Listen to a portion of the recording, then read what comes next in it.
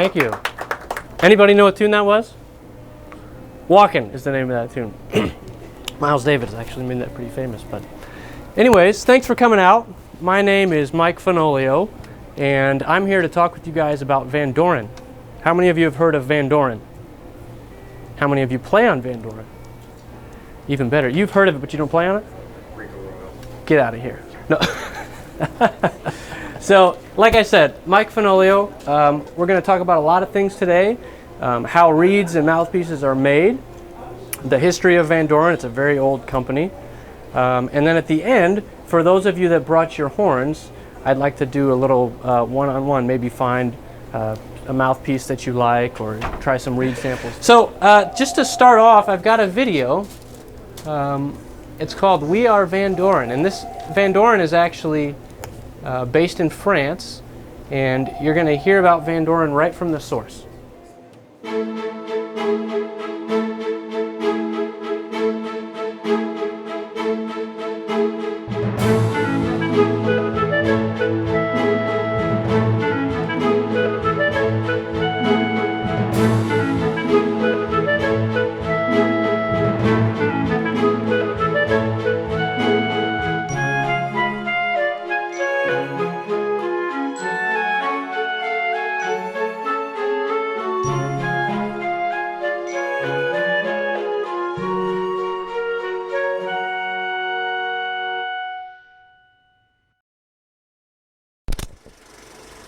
The beginning of last century, my grandfather was in the printing business.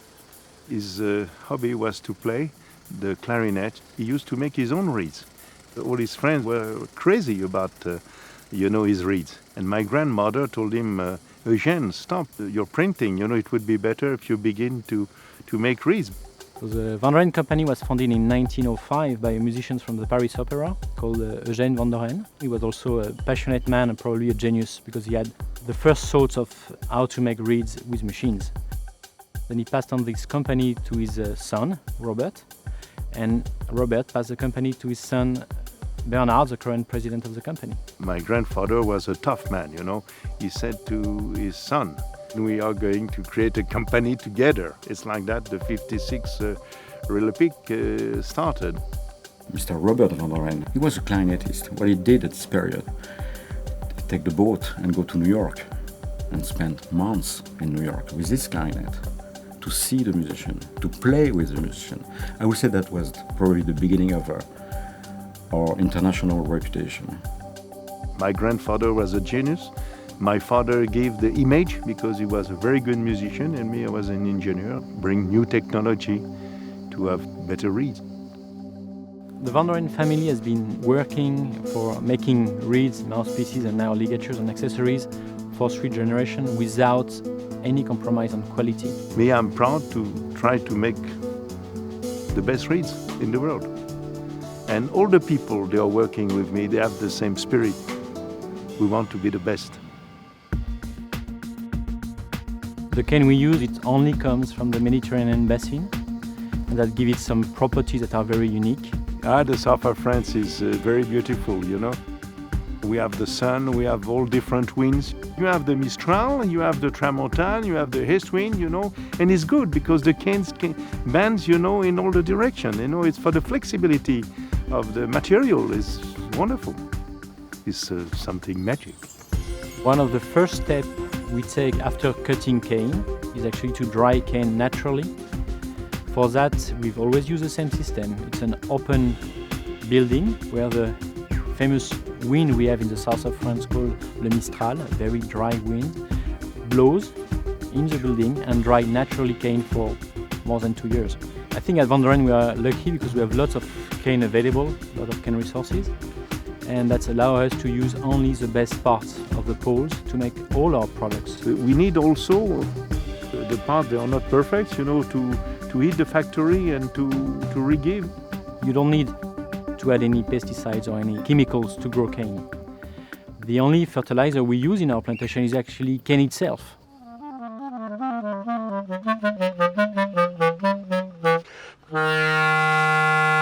That's what I want in a reed. Body, hold, warmth, vibration, everything. I actually remember the day that I first tried a Vandoren Reed. I was playing the Mahler Second Symphony in college, and my response was, I didn't realize that I could make a sound like that. I play traditional reeds. I play the V12 fours and the standard fours. I use, as you can see, this is a Vandoren. This is a 3 green box. The new Java Red reeds, it's the best reed I've ever played. I don't change between reeds. I find what works for me. In my case, it's a Reed Peak 4.5, and that's my reed. This one allows me to play warm, with ease, and then brilliant without losing quality of sound. If I need to play something loud like Capricho Español, to me, it's a world of possibilities. A reed is the universe when it's right. Vandoren Reeds are superior and the best in the world because we use superior material, we have the best technology, we make our own machines. Nobody has the same machine as we have, Technology that we use at Vandoren is unique to Vandoren. It was developed by the Vandoren company for making the Vandoren products. And it's not accessible to any other company today. When you try to tool a piece of wood with an accuracy of 1 millimeter divided by 100, you need to have the material completely stabilized. I know if you want to have something very constant, it's necessary to have a control of the humidity, and we are proud to have this kind of humidity control in all the factory and all the warehouses. It's the only way to be sure that everywhere in the world, Vandoren customer will have his flow pack, open the flow pack, and the air inside the flow pack is the same, exactly the same as it was in the factory. It's sort of like Christmas, opening each of the wraps and hearing the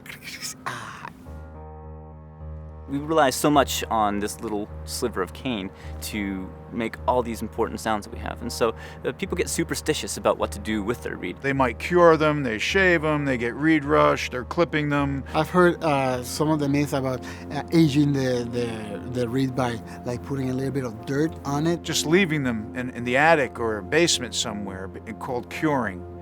We're not trying meat. I don't know how you could get too superstitious about it. It's like a natural, it's like superstition about mowing your lawn or something. I guess you could have strange practices. A lot of it is perception. You start with a high-quality thing like a Vandoren Reed, and then you have to imbue that setup with your own comfort level. I don't have that much time to hope that the reeds will be good at some point. So I need reeds that work now, and that is something that I really feel confident in getting from Vandoren. My feeling is if it doesn't play out of the box immediately, and I have to work with it, I'd rather find another reed. Well, the thing I like about the Vandoren reeds is the consistency. For me, I don't like to mess with them. I don't like to put knives to them. I like them to come out of the box, and I like them to play. When I open a new bag of Vandoren Reeds, I can play it right out of the box. Usually I have no problem with my reeds. I take packs and I can play every reed. I have to say the consistency of Vandoren reeds is one of the things that I really appreciate about them and really enjoy. Every one of them sounds good. Every one of them is responsive. I have changed, I have tried other things, but I always end up coming back to Vandoren.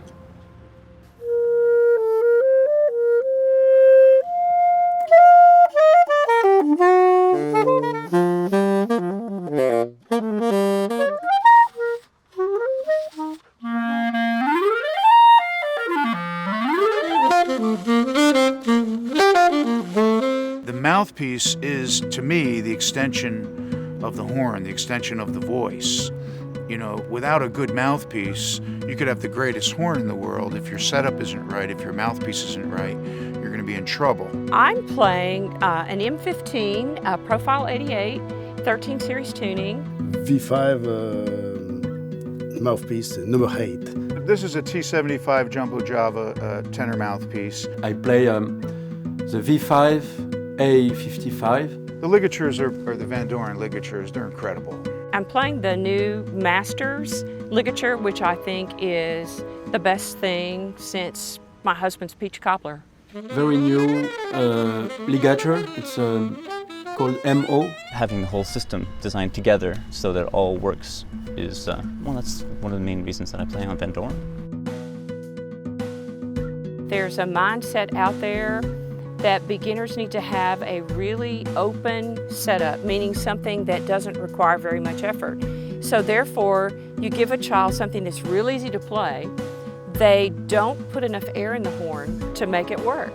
So they will never really be successful because their sound is never going to be very good. They should have no excuse to have any mediocrity in their playing, whether they are 5 years old or 25 years old. Young student, 8 years old, if you listen, they have same sound of me because they have same mouthpiece and reed, and they open sound and they play naturally, wonderful. The best advice is an equipment that will allow you to bring out your own voice, and it will be flexible enough so you can change and you can accumulate so many different colors. There are state-of-the-art products that are affordable. So from the very beginning, I would have students play on Vandoren mouthpieces and Vandoren reeds. I'm playing a long time, so I've played everything. I've tried everything because this is a hard instrument. You know, it's a mother, the clarinet. So to get it to do what you want it to do, you got to work a long time. So, you know, you got to find a good reed, you find a good mouthpiece, you find a good teacher, you spend 100 years, and then you're ready. With the Vandoren, I think it's a very distinctive sound. So you know when someone is playing Vandoren. I'm just drawn to Vandoren. All my life I've always played Vandoren reeds. You know, Shoei's always played Vandoren reeds. I found a really great combination that I'm very happy with. I play only Vandoren. We are Vandoren. We are Vandoren. We are Vandoren. We are Vandoren.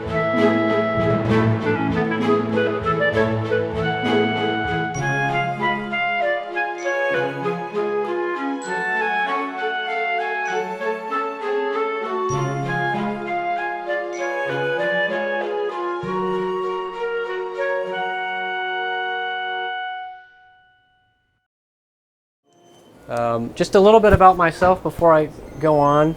I'm a saxophone player primarily. I double a lot on clarinet, but I started working for Vandoren about 3 years ago. Oh, I'm standing on the cord. About 3 years ago, and before that I was working on my doctorate in jazz saxophone performance. So I finished that up and then fell into this really cool job with Vandoren, which was a great coincidence because I had played on Vandoren my whole life. So play Vandoren, you might get a job. No. So that's how I came to be with Vandoren. And today, we'll start with the history, how reeds and mouthpieces are made, and then we'll go over some of the different products that we have to offer, which you guys can come up and try a little later on. And that'll be kind of the reed and mouthpiece workshop and answering any questions you guys have. So like the video said, Vandoren has been around for quite a long time, since 1905 actually, and it's the oldest reed company in the world. And it started with Eugene Vandoren, who was basically a clarinetist as a hobby. He was in the printing business as a career, and he made his reeds like a lot of people did back then, but he just happened to make better reeds than everybody else. So it wasn't long before his peers were asking for him to make reeds for them. And it clicked one day with he and his wife, and they decided, let's quit the printing business, let's go into selling reeds. And so in 1905, he founded Vandoren, the company, and it's been family owned ever since. About 30 years later, he passed the business to his son, Robert, who, where Eugene was really kind of a mechanical-minded guy. He was one of the first to start making reeds on a machine. Robert was a player through and through, and he was responsible for really spreading the international reputation of Vandoren. So especially here in the US. He took a tour for a few months, came over and played with a lot of musicians, rubbed shoulders with everybody, and Vandoren was off and running overseas. Also under Robert, they started making mouthpieces. And then about 30 years later, he passed the company on to Bernard, who is the current president of the company.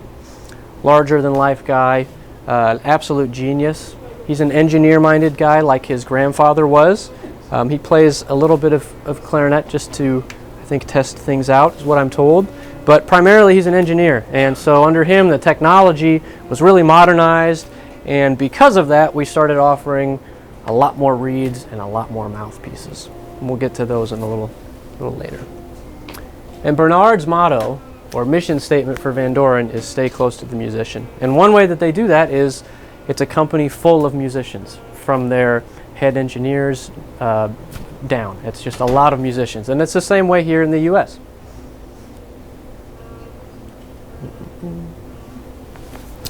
And then about 2 years ago, Bernard's son, Robert, joined the company, and he's in the middle of like a apprenticeship type thing where he's doing all the different jobs to see where he'll fit in. So it's pretty cool. Something that I was unaware of as I played Vandoren all those years was that it was a family business. I just thought it was a reed, but it's actually a family name. So they take great pride in that, which is why he doesn't let anything out that he doesn't think is top notch. So, what are we known for? We are the #1 choice of professionals around the world, and we have been for quite some time, and we're widely regarded as having the highest cane quality in the world. That's not a coincidence. As you'll see in a bit, you farm cane. It's not, it's a natural product that grows out of the ground, so a lot of care goes into producing the best materials. And we're known for having a huge variety of products. We have 9 different reed profiles, over 100 different mouthpiece models. So that's a little bit about the history. Now we'll talk about how a reed is made. So reeds come from a species of cane called Arundodonax, and it's actually from the grass family. A lot of people think it's bamboo. It's not. Totally different thing. And this stuff really just grows wild in certain places of the world. And the south of France and Mediterranean basin is really the location that the premier cane comes out of. And that's where all of our cane is grown. And to go one step further, not only is it grown there, but it's cut, dried, made into reeds, and shipped out to the rest of the world, all from the same location. Which Vandoren thinks is really important so that that cane doesn't undergo a lot of stress from different altitudes or moving to different places of the world. And that's one of the things that Bernard changed when he took over the company. So that's an overview on your left, overview of the cane field. And then on the right, you're actually in the cane field itself. Grows about 15 feet high, and it's spaced out by about 10 feet. That's by design. It's so that the cane can flex. You may have heard in the video, they have a very famous wind called the Mistral wind, which is a very dry wind. It comes in, it blows and flexes the cane, which gives it qualities like strength and flexibility, which obviously is really important for making reeds. All of our cane before it's harvested is grown for 2 years. So that first year it gains its final height and diameter, and then that second year is when it really gains density and strength. That's a little side view of it there. And then on the right you can see one of the workers actually removing the cane. So any cane that's deemed undesirable along the way, it's cut out, it's mulched up as fertilizer. That's the only kind of fertilizer they use, no pesticides or no chemical fertilizers. Or what's really cool is they use the leftover cane to heat their factory. There's a big incinerator, fires that stuff up and it heats the factory. So very, very green company. Nothing goes to waste.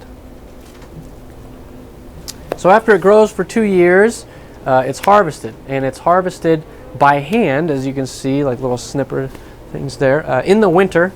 And it's done by hand because all the cane is grown in the same place. You might have 1-year cane next to mature cane, so you can't just run a tractor through there, you'd destroy everything.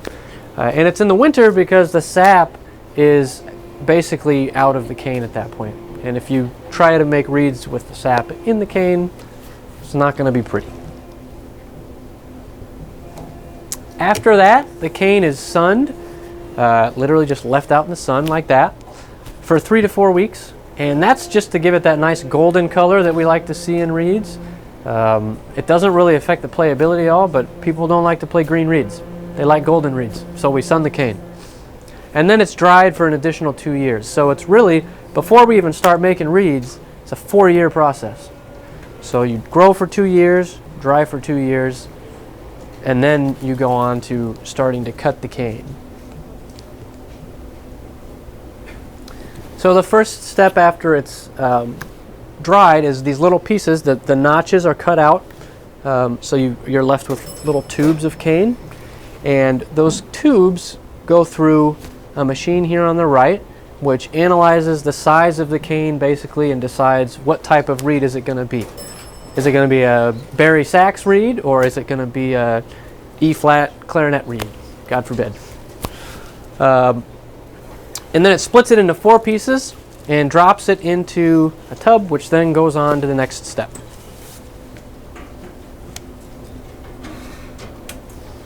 Here you actually see, in between this step and the last one, the back of the reed is flattened and a rough cut of the profile is put on there. And here, this is where it gets really cool. So this black thing in the front is actually, it's a reed model. So very secretive as to who makes these models. Only a few people within the company. And that's because the geometry of that model, it determines all aspects of that reed. So what we have is a machine comes up and it follows the model. And as it does that, it's simultaneously cutting the blank of the cane right next to it. So it's making the reed according to the shape of that model. It's a lot like if you ever have seen or maybe have a chance to check out a key cutting machine. It's kind of like that. So the machine comes down, diamond tipped blades. All this machinery is designed only by Vandoren. It's not used anywhere else. And that's how the first cuts on the reed are made. After the reed is cut, it goes to this machine. And you can see the little arm over there sort of pushing against the side of the reed. It's actually testing the strength. So this is something, it's a common misconception that, you know, reed companies make a number 3. They make a reed play that certain strength. Actually, what Vandoren does is they test the reed at the end of the process and they let the strength of the cane tell us what the strength is.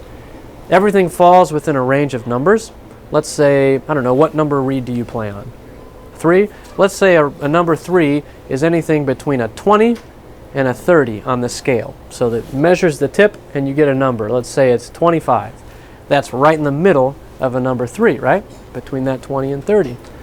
And this is also why you have, how many of you have experienced, you open a box of reeds and some of them play a little bit harder than the others or a little bit softer?